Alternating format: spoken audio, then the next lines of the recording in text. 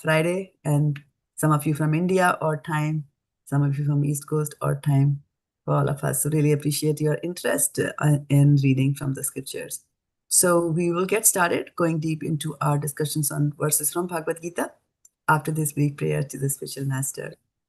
Om Jnana-timirandhasya Jnana-anjan-shalakaya Chakshurunmilitam Yena Tasmai Shri Gurave Namaha. Okay, so what chapter are we reading these days of Bhagavad-gita? How can I see? What are we reading? Which chapter of Bhagavad-gita are we doing? Chapter 9, Mataji. Chapter 9, Mataji. Hare Krishna, Mataji. Hare Krishna. All right, yeah, that was an easy win. And let me start sharing my screen with all of you. Let me know momentarily. I didn't see any Yeah, sharing people yeah, it is testing your in patience. my right chat. now. Where are they? Nobody. Sandhya, your name is there. That's all. Now I'm getting. Okay, they're too small. Yeah. Premamai Radha, Madhava Sangini, and Vindhyavali, and Jyoti. Okay, so now you know where you are placed, right? After Madhav Sangini. So we'll get started reading, starting with Premai Radha Mataji. And let us do two verses each today. Okay? Premai, are you ready? Oh God, what happened Yes, to ma'am. me? Screen. Chapter 9, the most confidential knowledge. The Supreme Personality of Godhead said, My dear Arjuna, because you are never envious of me, I shall impart to you this most confidential knowledge and realization, knowing which you shall be relieved of the mysteries of material existence. Where is my God? This knowledge is the king of education, the most secret of all secrets. It is the purest knowledge, and because it gives direct perception of the self by realization, it is the perfection of religion. It is everlasting and it is joyfully performed. Text 3.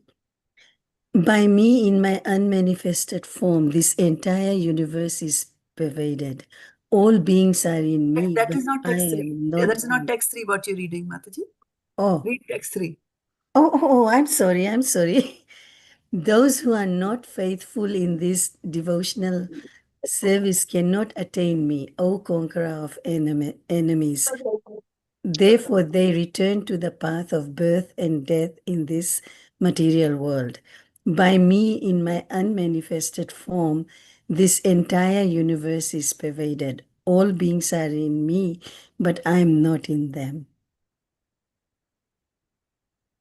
Vindhyavali.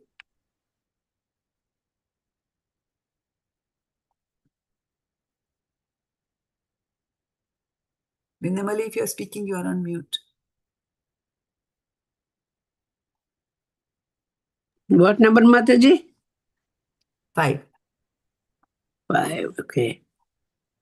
And yet everything that is created does not rest in me. Behold my mystic opulence. Although I am the maintainer of all living entities, and although I am everywhere, I am not a part of this cosmic manifestation, for myself is the very source of creation. Understand that is the mighty wind blowing everywhere, rests always in the sky. All created beings rest in me. Jyoti Mataji. Hare Krishna Mataji. O son of Kunti, at the end of millennium, all material manifestations enter into my nature, and at the beginning of another millennium, by my potency, I create them again. The whole cosmic order is under me, under my will. It is automatically manifested again and again, and under my will, it is annihilated again at the end. Hare Krishna ji.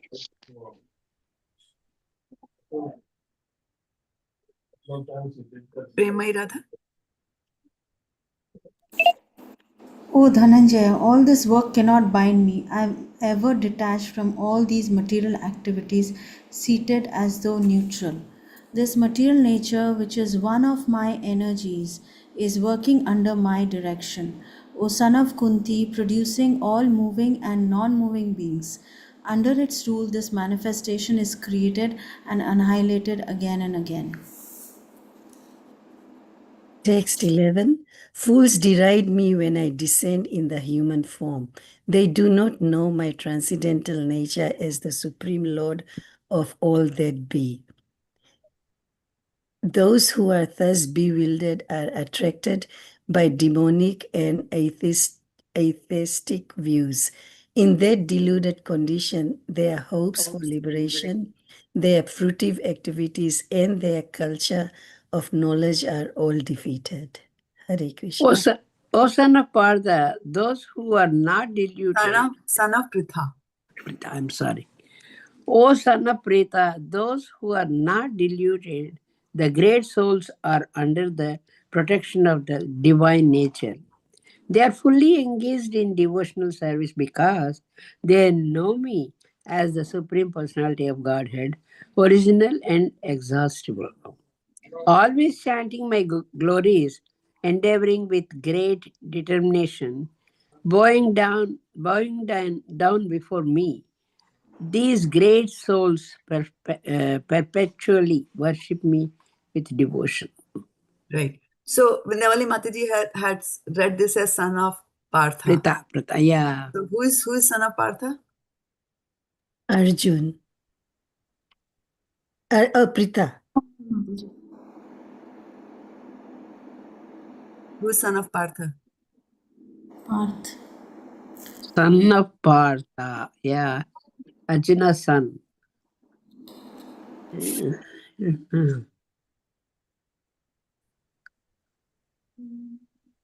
Abhimanyu. Right, for 500 points. Good. Okay, so two Matajis joined us while you were reading. And Kiran so Goyal. Kiran Goyal and Simi Mataji, are you both in a position to read or yes? Or Yes, Mataji. both of you? Simi? Simi? Mataji, I'll just listen because I'm in the car. Okay. Okay. All right. So let's continue. Next one will be Jyoti Mataji, starting from, Anji. yeah, from 15. Others who engage in sacrifice by cultivation of knowledge worship the Supreme Lord as the one without a second, as diverse in many and in the universal form. But if it is I who am the ritual, I the sacrifice, the offering to the ancestors, the healing herb, the transcendental chant. I am the butter and the fire and the offering. Hare Krishna ji. Text 17. I'm the father of this universe, the mother, the sport, and the grandchild. I'm the object of knowledge, the purifier, and the syllable Om. I'm also the Rig Veda, the Psalm, and the Yajurvedas. I'm the goal, the sustainer, the master, the witness, the abode, the refuge, and the most dear friend. I'm the creation and the annihilation, the basis of everything, the resting place, and the eternal seed. O Am I Arjuna, supposed to read too? We are reading two verses. O, Yeah. O Arjuna, I give heat and I withhold and send forth the rain. I am immortality and I am also death personified. Both spirit and matter are in me. Those who study the Vedas and drink the Soma juice, seeking the heavenly planets, worship me indirectly. Purified of sinful reactions, they take birth on the pious heavenly planet of Indra, where they enjoy godly delights. When they have thus enjoyed vast heavenly sense, pleasure, and the results of their pious activities are exhausted, they return to this mortal planet again. Thus, those who seek sense enjoyment by adhering to the principles of the Three Vedas achieve only repeated birth and death. But those who always worship me with exclusive devotion, meditating on my transcendental form, to them I carry what they lack, and I preserve what they have.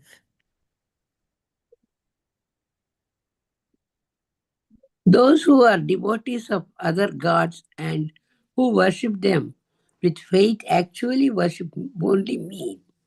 O son of Kunti, but they do so in a wrong way. I am the only enjoyer and master of all sacrifices. Therefore, those who do not recognize my true transcendental nature fall down. Hare Krishna. Hare Krishna ji. Those who worship the demigod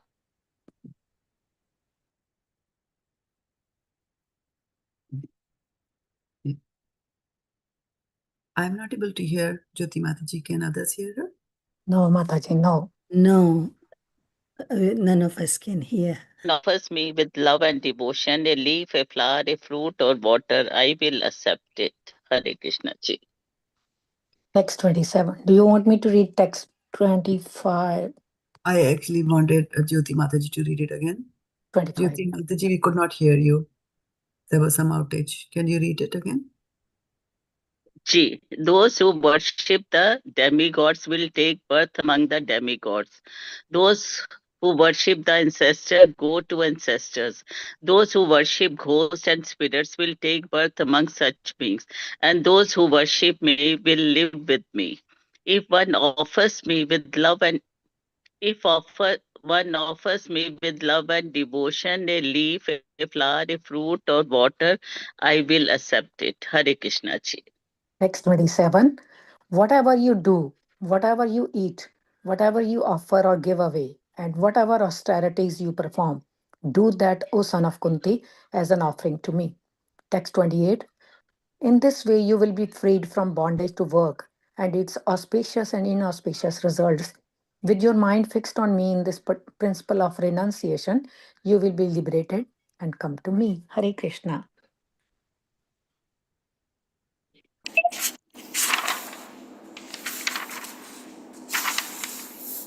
I envy no one, nor am I partial to anyone.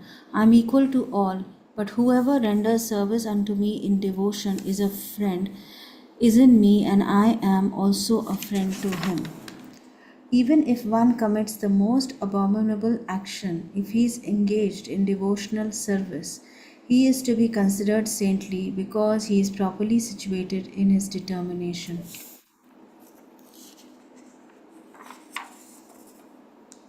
Is it my turn?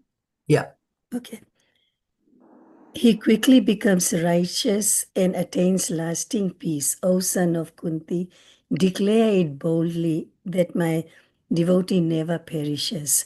O son of Pritha, those who take shelter in me, though they be of lower birth, women, Vaishyas, merchants, and Shudras workers, can attain the supreme destination. Hare Krishna.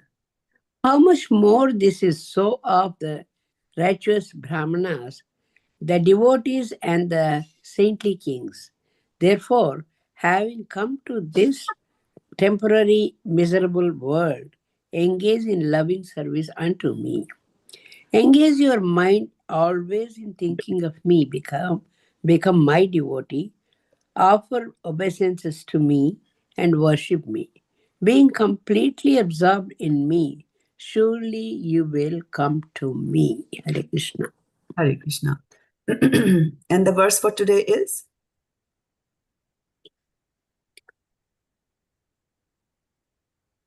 Do we remember 13. what we did last time?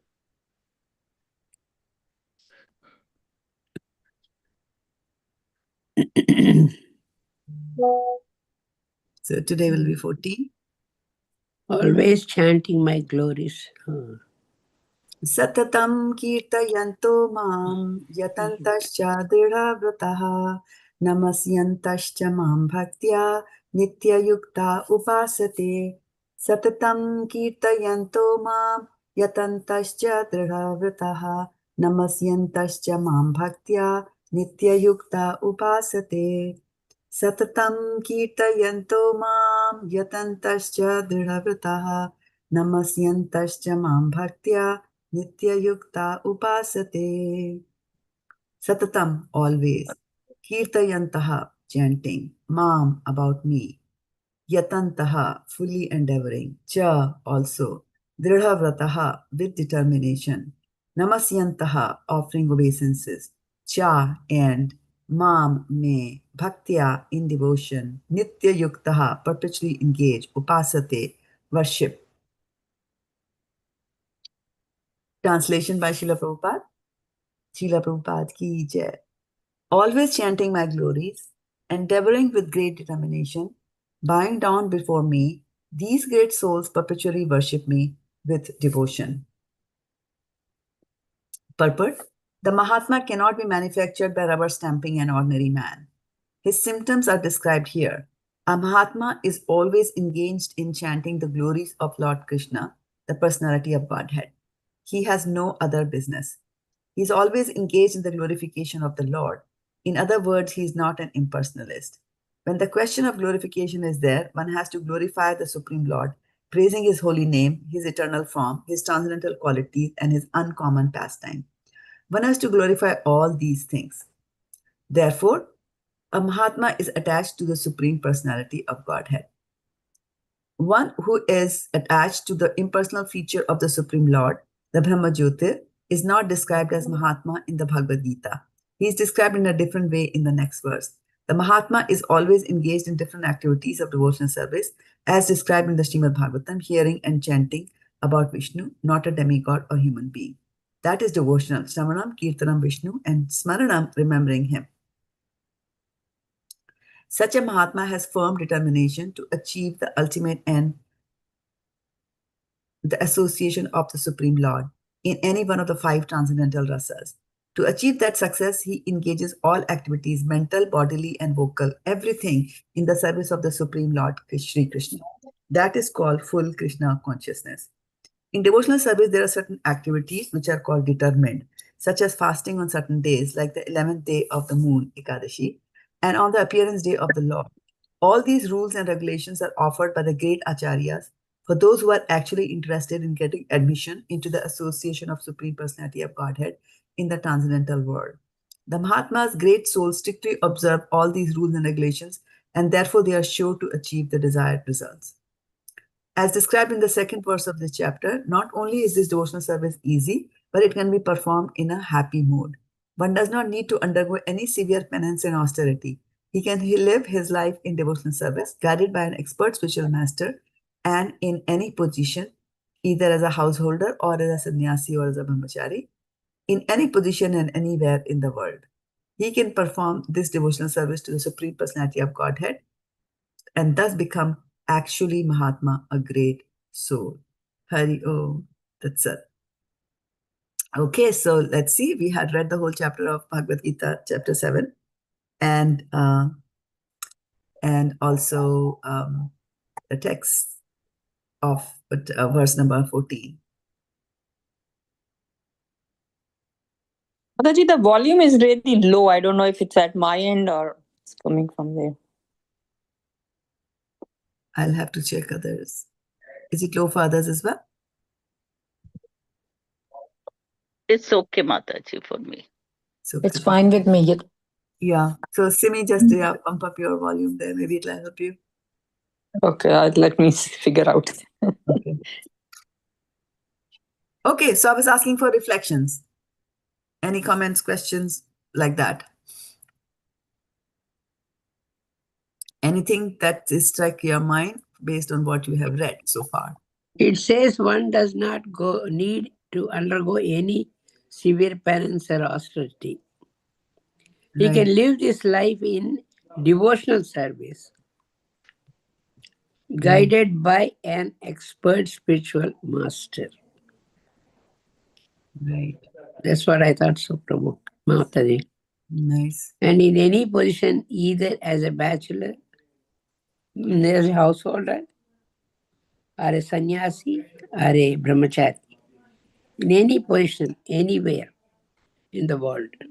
He can perform this devotional service, Supreme Personality of Godhead, and thus become actually mahātmā, a great soul. So anywhere we can chant, anywhere we can do the devotional service, anywhere we can have that, what do you call, chanting, of course, I said. And anywhere we can do that. That doesn't mean it's a particular place we need to go. That's what I thought, so Mataji. Nice, nice. Hare Krishna, Mataji. And it doesn't need... Go ahead. Sorry to interrupt. Go ahead. No, Mataji, please finish. I'm sorry. I thought you had finished. So that's No, that's it. No, my the takeaway is that anywhere we can do the chanting, it doesn't need that any place or anything, and anywhere we can observe our principles, four regulatory principles. So that doesn't mean any particular place we need to. That's what I thought so. Right. Go ahead, Madhu. Go ahead. Mataji, I feel that Prabhupada is saying that we don't have to do austerities, which the other in other yugas people were doing, but the austerity of our yuga also. I mean, if you look at it, there is an austerity to get up in the morning. There's an austerity when we go to the yat. So we are doing our whatever is recommended in this Kali Yuga. So not that, but it is joyfully done, so we don't mind doing it. Right. So devotional service is joyfully performed. So sukham kartum abhyayam, right? He referred to that in the purport of saying the second verse. It's like that, right? Yeah.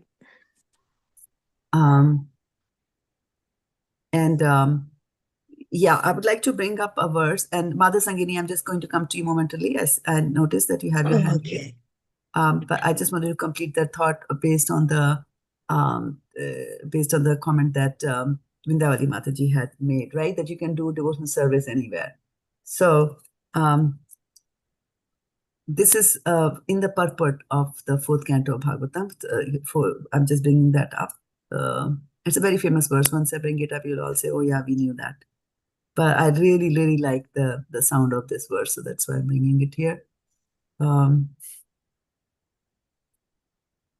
you see? Right, so 4:35. And let's see, whose turn was it next to read? And I think I'm not sharing that. Mataji, mine. Okay, go ahead and give us a translation. Whenever pure topics of transcendental world are discussed, the members of the audience forget all kinds of material hankering, at least for the time being. Not only that, but they are no longer envious of one another, nor do they suffer from anxiety or fear. Do you like that association? What do you think about this? Wow. Right? Such a powerful verse. Yeah, it can take all the miseries of the material world. That is anxiety. Yeah. Right. Jealousy, everything. Yeah, envious of one another, no anxiety, no fear, all kinds of material hankerings you forget, right? Wow. At least for the time being, at least for the 2 hours that you are sitting, right? At least for the 1 hour when one goes and attends a class. And that's true. That's practical. And also you have to notice here, whenever pure topics of transcendental world are discussed. So if somebody is sitting down and listening to the verses from Vedas, which are talking about how you can perform, Ashwamedha Yagya, how can you perform Rajasuya Yagya, that might still give you some anxiety, because though that is not pure transcendental topics, right? And that's why topics in Srimad Bhagavatam are pure, because they only talk about Krishna and his pastimes and his creation, right? It's all about Krishna. So that's why Bhagavatam is known as Amal Puran. It's not a dirty in the sense that how material contamination makes things dirty, right? And in the purport, So this is it is describing that, you know, whenever pure topics of transcendental world are discussed, whenever any kind of Krishna Katha, any kind of discussions on Krishna are going on, so that's an environment. And in the Purport, Prabhupada is talking about, so what do they do? What will a person do in that in such a topic? They're discussing topics of, how do you discuss topics of the pure transcendental world? How we discuss the topics of the pure transcendental world, right? So what do you 6 devotees who come together, what are the different ways in which they can discuss?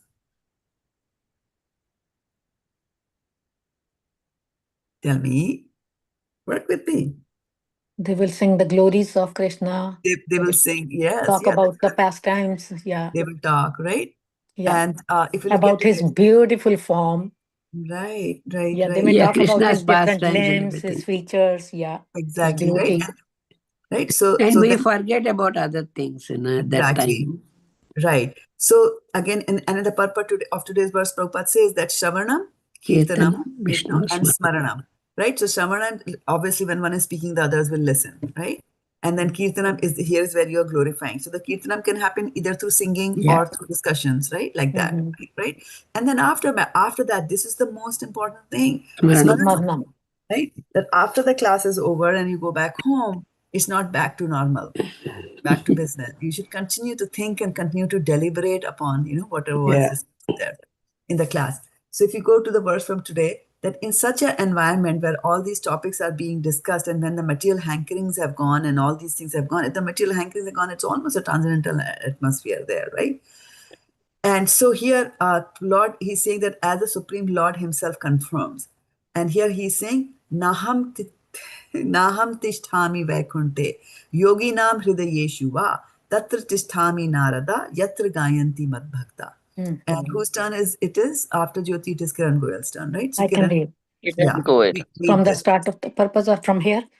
From My here. dear Narada, actually I do not reside in my abode Vaikuntha, nor do I reside within the hearts of the yogis, but I reside in the place where my pure devotees chant my holy name and discuss my form, pastimes, and qualities. Because of the presence of the Lord in the form of the transcendental vibration, the Vaikuntha atmosphere is evoked. This atmosphere is without fear and anxiety. One living entity doesn't fear another. By hearing the holy names and glories of the Lord, a person executes pious activities. Shravanam, Savkatha, Krishna, Punya, Shravanam, Kirtana. Thus his Shrindvatam swakataha Krishna, Punya Shravana Shrinvatam, Kirtana. Shrindvatam. Savkatha. Swakataha Krishna, Purnya Shravana Kirtana. It's from Bhagavatam, the famous chapter, Divinity and 1.2.6. Device. Yeah, Divinity and Device. Divinity and Device. Yeah. 17. Yeah.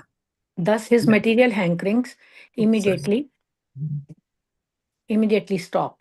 The Sankirtan movement started by the Society for Krishna Consciousness is meant for creating Vaikuntha, the transcendental world that is without anxiety, even in this material world. The method is the propagation of the Shravanam Kirtanam process throughout the world. In the material world, everyone is envious of his fellow man. Animalistic envy exists in human society as long as there is no performance of Sankirtan Yajna. The chanting of the holy names, Hare Krishna, Krishna Krishna, Hare Hare, Hare Rama, Rama Rama, Hare Hare. The Prachetas therefore decided to remain always in the society of devotees, and they considered that to be the highest benediction possible in human life. Wow. Right? So, very nice. Yes, it's a very, very interesting and very nice purport that Srila Prabhupada has given. So I just wanted to emphasize that. And if you go back to today's verse, right? So here they're talking Shravanam, Kirtanam, Vishnu. So you have to chant and you have to hear. And then what are the pure devotees? They're chanting my holy name and discuss my form and discuss my pastimes, right? And qualities. So all time, right? Nama, Rupa, Charitra, all that they are going to discuss. And here also in today's Prabhupada says that, you know, you have to do all that. All of that has to be done, not just one, right? However, in Kali Yuga, what is the biggest thing? Chanting the holy name of the Lord, right? And hearing and chanting, again chanting. And then satatam kīrtayanto mam. Satatam means? Always. Nirantar. Always, nirantar, right? So it's not like, I just chant on Fridays at 6 p.m. Pacific, like that. So always it should be there running on a different channel, and the back channel, no, even if you're doing other work around the house, but in the back of your head, the Hare Krishna mantra should be going. And through suitable practice, it is possible for you to do that as well. So there's a verse from Srimad Bhagavatam, 12th canto of I think in the beginning. Let's try this, 12.351. And whose turn is it to read? Premai Radha, I think. Yes, Mataji. Okay. Wow. Give us the Beautiful verse. Sanskrit. Give us the Sanskrit here. Such a Okay. beautiful verse. निधिराजन् अस्ति हि एको महान् गुणः कीर्तनाद् एव कृष्णस्य मुक्ता सङ्गा परं व्रजेत्. Okay. Madhav Sangini, translation, please. My dear king, although Kali Yuga is an ocean of faults, there is still one good quality about this age. Simply by chanting the Hare Krishna Maha Mantra, one can become free from material bondage and be promoted to the transcendental kingdom. Okay. Who's next? Vindhyavali? Me. One paragraph. Yeah, the purport. Purport by Srila Prabhupada, all glories to Srila Prabhupada. After mentioning the innumerable faults of this age of Kali, Sukadeva Goswami now mentions it is one brilliant aspect. Just as one powerful king can kill innumerable thieves, one brilliant spiritual quality can destroy all the contamination of this age. It is impossible to overestimate the importance of chanting Hare Krishna, Krishna Krishna, Hare Hare, Hare Rama, Rama Rama, Hare Hare, especially in this fallen age. So look at how Srila Prabhupada is emphasizing. He's saying, look at this. It is impossible to overestimate. It's impossible to overestimate. You cannot overestimate how powerful the holy name is, right? How powerful it is. And we see that in the pastime of Ajamila. Yeah. Just one time. So it is, and then we will look at one more verse, from the 6th canto itself, where we have the Ajamila story, right? So Yeah. let's pick it up. It's my favorite verse. I like it, and I have quoted that many times in the classes as well. So whose turn is it? Who read it just now? Vindhyavali, right? Yeah. Yeah, Jyoti Mataji. Jyoti Mataji, you want to read Sanskrit? Either way? I can try, but my pronunciation is not so good. Sanketyam parihas.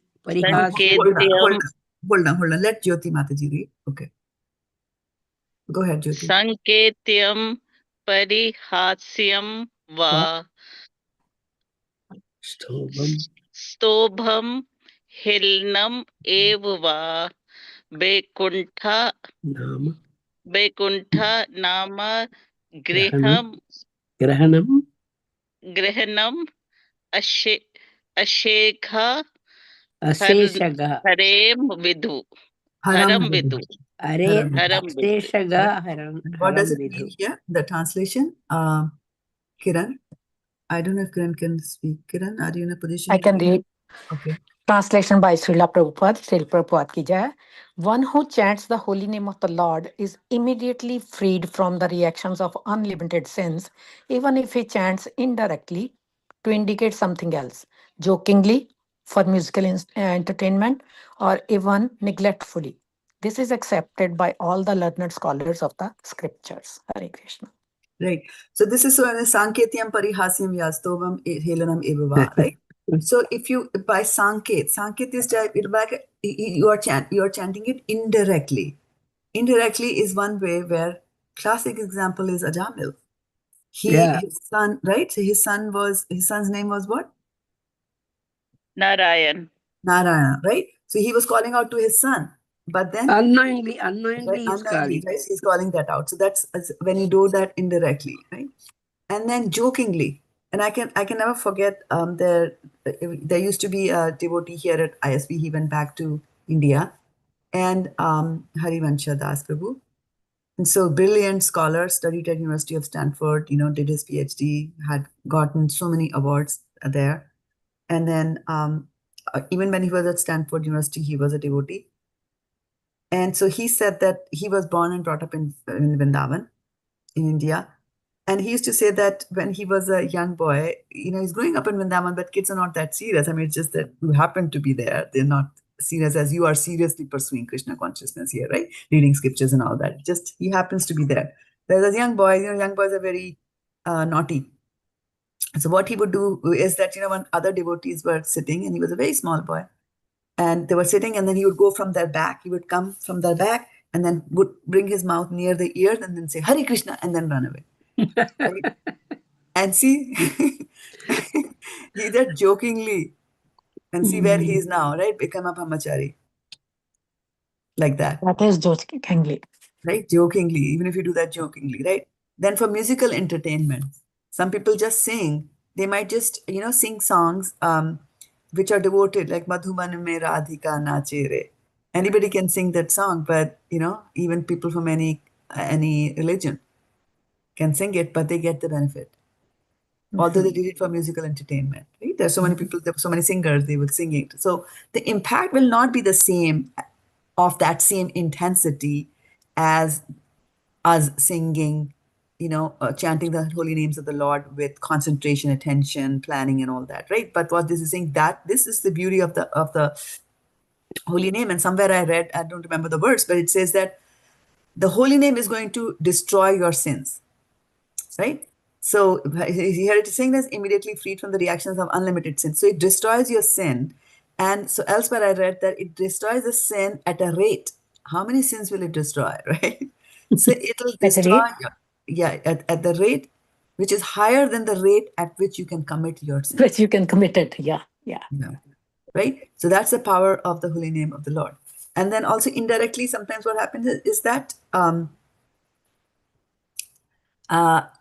you, like how Valmiki chanted Mara Mara. Mara. Yeah. And it became Ram. Yeah. Right.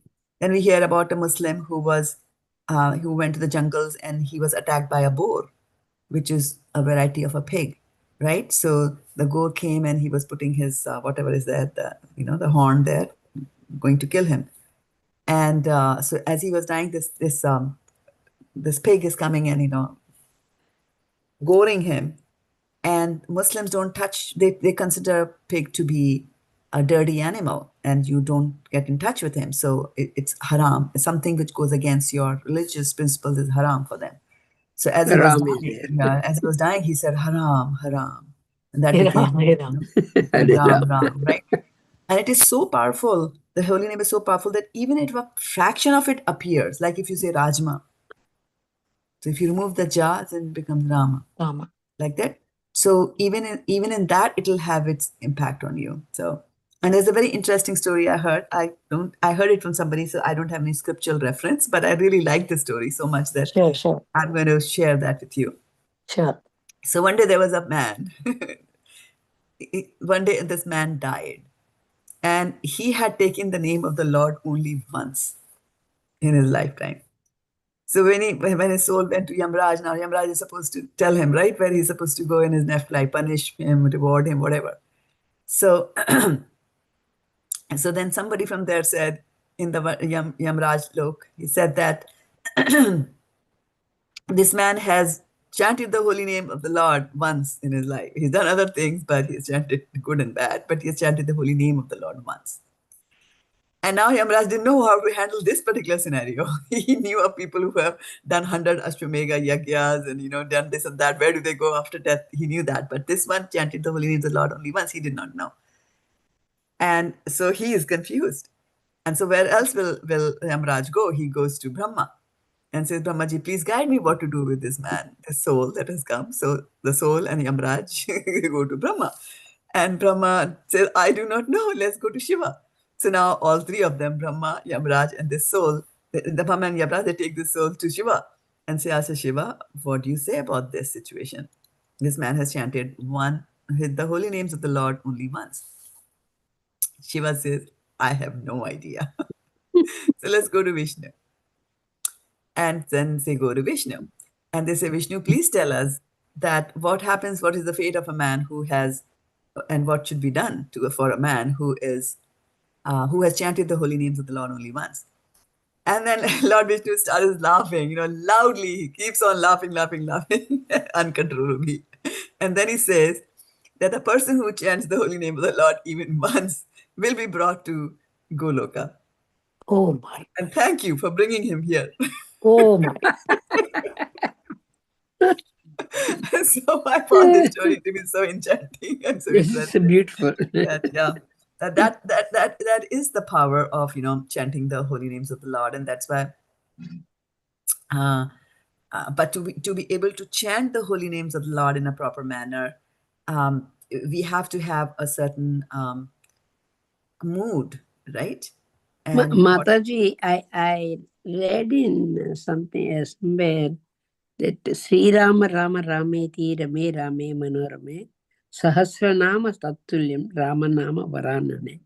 So that sloka, if we say, that is Vishnu Sahasranam to equal. Sahasranama Tatulyam. Yeah, Tatulyam, but what kind of a tulyam? So it says that if you chant the names of Rama once, right?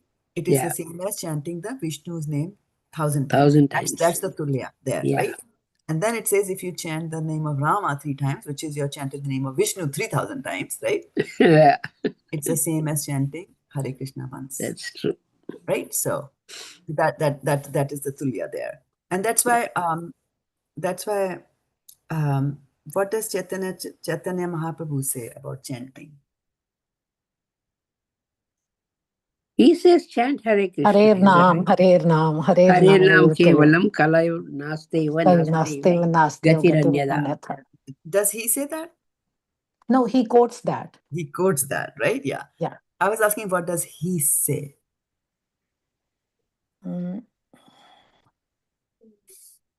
He said chant Hare Krishna, is that right? Yeah. I wouldn't have asked such a simple question, Vindhyavali.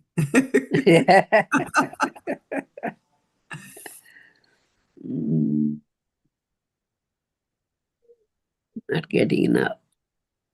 Trinad api Sunichena tarorapi sahishnuna amanina manadena kirtaniya sada hari.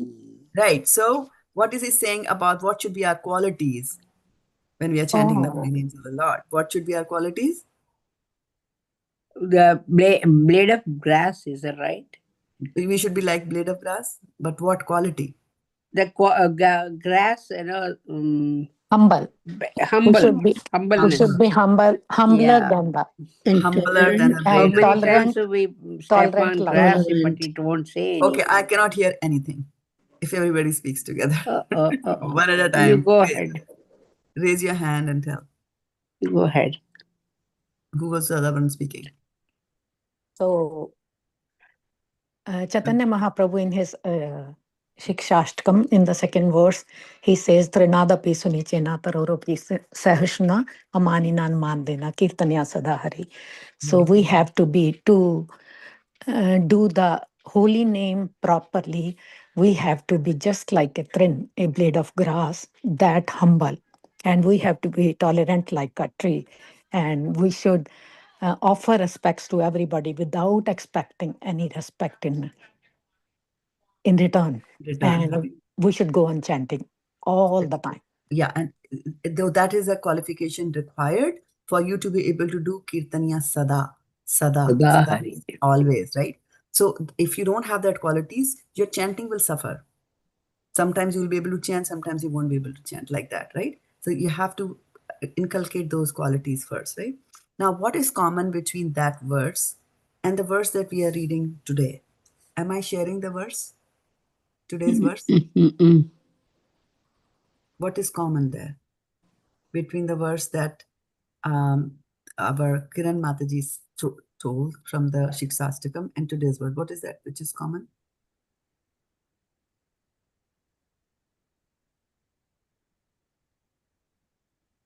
bowing down before me. So where is the bowing down before him? Good. Go ahead. Give me the connection. Yeah. Which quality from Sikshastakam are you? Number one, always chanting my glories. And where does it mention that in the Sikshastakam? Satatam. Kīrtayanto. Kīrtayanto, right? So to be able to do sadhana, right? And then always chant, endeavoring with great and buying down. Which quality will you pick from there? From Sikshastakam? Prinadapi sunichena. Prinadapi, the humbler, because humble. You have to be humble to be able to bow down before the Supreme Personality of Godhead, right? Otherwise, it's no good, right? So now, always chanting my glories, endeavoring with great determination, right? So we'll talk a little bit more about that, but I've been neglecting Madhav Sangini Mataji, who has raised her hand a long time ago. Mataji. Oh, that's okay. I was just, when you had asked for the reflections of that purport, and what stood out to me was that in the purport, it said that not only this devotional service is easy, but it can be done in a happy mood. And I thought, oh, wow, that was really wonderful that happy mood struck out to me. Very nice. Very nice. Thank you. Thank you for that. And so let's continue on, like here, great determination. That's also something that is required, right? Great determination. Determination, yeah. So can you tell me of somebody who was greatly determined to do devotional service from our Shastras? Prahlad Maharaj? Dhruva. Dhruva, right? Dhruva Maharaj. What was Dhruva Maharaj's determination? He wanted to get the throne. He wanted to be able to sit in his dad's lap, Raja's lap, king's lap. Right. And when he did not get it, what did he want? He goes to forest and... No. What did he want is the question. The kingdom more higher than his father. Yeah, bigger than that. Of his father. Bigger kingdom than his father's. Yeah, I'm hearing some sounds in the background. Yeah, the background. TV news is coming. Yeah, and just be mindful that this is Krishna's Katha, right? So we should be remembering to shut them. I understand we all live in our families, so we don't have control over the sound level in our home, but we do have control over our microphone, right? We can control that. Okay, so so he wanted to sit on his father's lap, and then he wanted to have a kingdom better than his great-grandfather or grandfather, Brahma, right? That is what he wanted. And what was he chanting? Om Namo Bhagavate Vasudevaya. Right, okay. And then what happened when he sees Vasudevaya? After chanting, he sees, right? Krishna comes to him. He had the darshan. Yeah, he had the direct darshan. Yeah, then what does he say when he has his darshan? Mataji, he says that what I was asking was, but now I've got the real diamond. Say that again. He said that he was asking for pieces of glass, but now he's got the real thing. Right. And he says, now you got the real thing. And then he also says that I'm fully satisfied and I don't want anything. Varam na yache. Varam means it's a benediction. Varam na yache. I don't need it. And that is why when we were reading about Mad Gayanti Tad Bhakta, we said that all the hankerings go away in a place where Krishna's names and glories are being chanted. And we see the classic example. I mean, his was the highest material hankering, right? He wanted a kingdom better than Brahma. What more can you ask, right? You are in the what is that? Brahmand, and you're wanting something better than the Brahmand. Normally we are limited to, I want this and I want that. What we see is like going beyond that. And so that's the power. That's the power of the holy name. And that's the power of determination. Now, one of the things that we should keep in mind is that when we are talking about being determined, is that there are some times that we serve God through our words of body, mind. We serve God, but there will be some time that we do not want to serve. The body is saying, the mind is saying, aaj so jate hain thoda jaldi. Let's not go to the temple. Like that, or let's not get up, let's sleep for an extra hour, like that. So we should still serve when we are not feeling like serving, because that is determination. Even when everything is going against you, right? That I am going to do that, right? I'm still going to do that. Now, there will be some, so we need to have firmness that I do it. I have to do it. I have to do it, right? But how you do it, you should have a little bit of a flexibility in there. Otherwise, we'll just, if you're not flexible, then we break. Like that. For example, Srila Prabhupada's spiritual master had told him that he should go and preach to the Western world. And so Srila Prabhupada started the way I would start. Let's make some money. I need to buy the plane ticket to go to America to preach, right? And guess what happened, right? He had a business. The business went kaput, like that. And all his life he tried to earn money so that he could. His intentions of earning money were good. He wanted to go to the Western world to preach because his spiritual master had told him, but that didn't happen, right? But then he was flexible to go take the mood of a beggar, go to Mrs. Murarji, ask for a place on her ship, and then go there. So he was flexible about doing that, right? So if we become very, very rigid, then, for example, if somebody says, I have done a vrat, Ekadashi, I don't eat any grains, and I have done all the Ekadashis that are, that were possible. And Bhaktisiddhanta Saraswati Thakur, who is Srila Prabhupada's spiritual master, on the other hand, said that in order to distribute books and in order to spread Krishna consciousness movement, if you have to eat chapatis on Ekadashi day, you eat chapatis but go out and do book distribution. So you see, that's the flexibility. You are determined, but how you execute it changes, right? So instead of saying that, on Ekadashi, I don't have that determination to go because there's no food in my stomach. So I will not execute my devotional service of distributing books. But he's saying, no, don't be very rigid in that. Be flexible in your determination as to how you're going to execute that determination, right? And then one important word that was mentioned here was mahātmā. Right. So now when we are doing always chanting my glories, endeavoring with great determination, bowing down before me, perpetually worship. I mean, this is tapasya, right? And this is one of my favorite verses. And this is the teachings of Rishabh-dev from Srimad Bhagavatam, 5th canto, 5th chapter, and the very first verse. And whose turn is it to read? Because I lost track. Who was the last one who read? I did, Mother. Prema-Mayira, I think. You read it? Then you read it now. Okay, Mataji, give us the Sanskrit.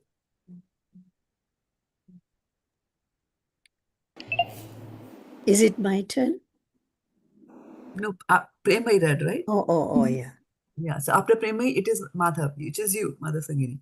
Rishabha-vacha. Are you able to see my screen? Nayam Deha. Madhav Sangini? Oh, okay. Rishabha uvacha nayam deho deha bhajam nriloke bhajam nriloke kashtan kaman arhate vidbhujam ye tapo divyam putraka yena satvam shuddhayed yasmad brahma saukyam tva anantam. Okay, who's next? Vindhyavali. Translation. Translation by Srila Prabhupada. Lord Rishabha-deva told his sons, my dear boys, of all the living entities who have accepted material bodies in this world, one who has been awarded this human form should not work hard day and night simply for sense gratification, which is available even for dogs and hogs that eat stool. One should engage in penance and austerity to attain the divine position of devotional service. But such activity, one's heart is purified, and when one attains this position, he attains eternal blissful life, which is transcendental to material happiness and which continues forever. Hare Krishna. Right. So one of the things which was an eye-opener for me when I read this many, many years ago was that one who has been awarded this human form should not work hard day and night simply for sense gratification. The key was, which is available even for dogs and hogs. Krishna arranges for your sense gratification. That's why we got a particular type of body, so you can indulge in that sense gratification. Human life is very rare life. Yeah. And we can pray God, we can chant, and we think this is the life, day and night. We should work and we should make money Now, and these things. Yeah. And what was something, this is common from this verse, common between this verse and what we have in general been talking about in chapter 9 about devotional service. What did you say, Mataji? What is common between what is mentioned in this verse and what we have been reading in chapter 9 about devotional service so far? And we actually mentioned that today also in our class. Yeah, Mataji, in today's verse, the same sentence was there that one should engage in penance and austerity to attain the divine position of devotional service. Yeah. Right. So that is common between today's verse and this verse, right? Now I'm saying, look at the whole chapter 9. That also you read, right, today? And what is that is common from something said in chapter 9 and some same thing is being said here also? For human life, one should always engage in austerity and then chanting and devotional service. But it says, Mataji, when we do austerity, heart will be purified and we have we attain the position of is eternal, and we have what is it, devotional service, and then You have your books around you? You have your books around? No. You are sitting with a Bhagavad-gita? You should bring a Bhagavad-gita, okay? Because I want you to open 9.2. Class. This is for everybody who is in the class should come with a Bhagavad-gita. That is the austerity. Coming to the class with a book is an austerity. 9.2. What does Mataji? Rajvidya Rajaguhyam Pavitramidam Uttamam Pratyakshva Gamamam Dharmyam Susukham Kartum Avyayam. So what is common? That means whatever you do is forever if it is joyfully performed. It is joyfully performed, yeah. It is joyfully performed, right? So here also he's saying that it is joyfully performed. He attains eternal bliss, right? And there also Susukham, devotional service gives you eternal bliss, right? So again, remember, in this attempts of trying to attain eternal bliss, it's not necessary that you have to be rigid there. For example, when there was COVID, the temples were closed. The temple president said, don't come to the temple. Stay at home. Is that a lack of devotional service? No. Oh, it's situational. Right, it's a situational thing. So that's why I'm saying that we should be willing and ready to adjust and be flexible in our devotional service, right? According to the time, place, and circumstances. Yes. So now in 5.5.2, Rishabh-dev continues. Rishabh-dev had 100 sons, right? And so now let's see whose turn is it to read? My turn. Okay. Oh my goodness, today you're getting all the Sanskrit verses. Come on, go. Can you scroll a bit lower so that I can read from Hindi also? Okay, good. Let's see. Maybe it is practice for me. Okay. That I should pay more attention to it. Yeah, so Mahat one say, thing that you can do is, as you're reading the Hindi, if you can read the Devanagari, it's fine. You read whatever this seems like a simple word, but when you come across a difficult word like this, then you just plunge down and then look at here yes, and see. Okay, go ahead. I You do both ways. I go glance ahead. down, I just see the word in Hindi and then I read from English. Good. Go ahead. That breakdown is better there. Yeah. Thank you. Mahat sevam dwaram ahur vimuktas tamo dwaram yoshitam sangi sangam mahantes te samchita prashanta vimanyasya va suhidra sadvo ye. Suhida sadhavo, right? Wo ye. Yeah. Okay, now let's look at the translation. Samachita prashanta. So whose turn is it to read the translation? Kiran. Kiran. Okay. You are on mute. One can attain the path of liberation from material bondage only by rendering service to highly advanced spiritual personalities. These personalities are impersonalists and devotees. Whether one wants to merge into the Lord's existence or wants to associate with the personality of Godhead, one should render service to the mahātmās. For those who are not interested in such activities, who associate with people fond of women and sex, the path to hell is wide open. The Mahatmas are equipoised. They don't see any difference between one living entity and another. They are very peaceful and are fully engaged in devotional service. They are devoid of anger and they work for the benefit of everyone. They don't behave in any, scroll please, in any abominable way. Such people are known as Mahatmas. Wow. One or two more characteristics of Mahatmas, though one thing is common, that they are always engaged in rendering service to the Supreme Personality of Godhead. They're always engaged in devotional service. Yeah. Right. And so again, here you see they are very peaceful. They are fully engaged in devotional service. They are devoid of They are anger devoid and of anger jealousy and or work for material. benefit of everyone. Benefit of everyone.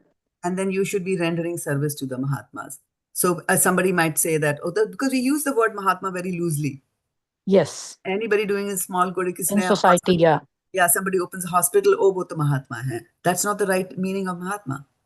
A Mahatma is one who is engaged in the devotional service of the Lord.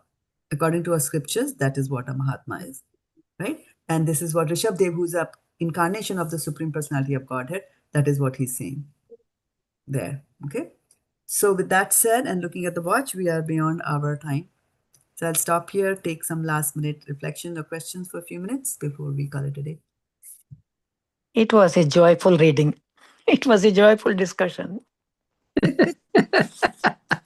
Because it was what? Devotional. Satataṁ kīrtayanto. Yeah, that gives pleasure. Yatatam is Undoubtedly. What chapter we were in, Mataji, today? What is 9. that? 9. Most confidential. 994? 94? 14. 14. 14. Mataji, this is first 9.1, where Krishna is saying that you are never envious of me. So, in one of the this thing,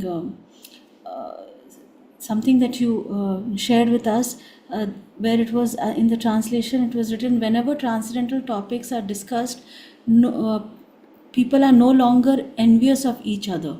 Right. So when we read that Krishna is saying, not because you're not envious of me, we should also consider, if we are not envious of others, then also we are not envious of Krishna, because Krishna is sitting in everyone's heart. So we have to be non-envious to everyone else also, in order to understand this transcendental knowledge.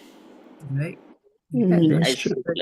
Some people just remain here that we should not be envious of Krishna, but I think it is holistic. It starts with, charity begins at home. So Krishna is saying, look around yourself first, because in any case, you can't see me. Try to be non-envious to those whom you see, right? And their opulence that you see. then okay, we'll consider you as a next step. But good point there. Thank you very much, Mataji. And also, Mataji, 9.27, that famous Yat karoshi. Yat Taroshi, Yad Ashnasi. Mataji, is that Mishra Bhakti shloka? It's not a pure Bhakti shloka, isn't it? Isn't it Karma Mishra Bhakti? Because I am first thinking about myself, what I need to do, and then offering it. It's not pure Bhakti when I'm thinking of Krishna and offering, right? Not necessarily, because remember this is chapter 9, right? Guhyam. So this is talking about mostly what he's saying is that the mood. See, one thing we have to understand, and that is that we have got duties, right? Give me some examples of duties that you have in life. Taking care of the house, bringing up children, taking care of the house, taking care of the house. So how do you bring up your children? Cooking for them.